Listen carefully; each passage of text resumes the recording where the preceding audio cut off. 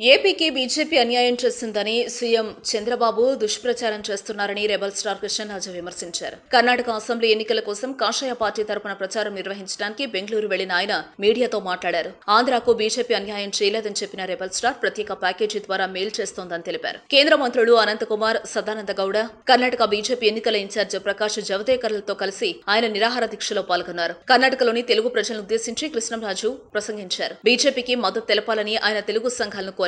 చంద్రబాబు స్వప్రయోజనాల కోసం నమ్మకమైన భాగస్వామిని కోల్పోయారని రెబల్ స్టార్ విమర్శించారు. అమరావతి భ్రమరావతిగా తయారైంది. రాజధాని నిర్మాణానికి కేంద్రం 2500 కోట్లు మంజూరు చేసింది. కానీ రాష్ట్ర ప్రభుత్వం మాత్రం తాత్కాలిక సెక్రటరియట్, అసెంబ్లీ భవనాలను మాత్రమే నిర్మించింది. ఇది మినహా అక్కడేమీ అభివృద్ధి చేయలేదు. రాజధాని ప్రాంతంలో పట్టణాభివృద్ధి కోసం కేంద్రం 1000 కోట్ల రూపాయలు ఇచ్చింది. ఆ నిధుల్లో 20% కూడా లక్ష్యం కోసం ఖర్చు పెట్టలేదు. 2010-15 మధ్య కేంద్రం ఆంధ్రప్రదేశ్ కు 1,17,967 కోట్ల నిధులు కేటాయించింది. కానీ 2015-20 మధ్య 2,44,271 కోట్ల నిధులు కేటాయించింది. అంటే ఇది 107% అధికం. రైల్వే ప్రాజెక్టులకు 2009-14 మధ్య 5,100 కోట్లు మంజూరు చేస్తే 2014-19 మధ్య 14,151 కోట్లు మంజూరు చేస్తోంది. 47,989 కోట్ల విలువైన కేంద్ర ప్రాజెక్టులు వివిధ దశల్లో ఉన్నాయి. 2015-20 మధ్య రెవెన్యూ లోటును పూడ్చడానికి కేంద్రం 22,113 కోట్లు కేటాయించింది. కేంద్రం మెట్రో రైలు కోసం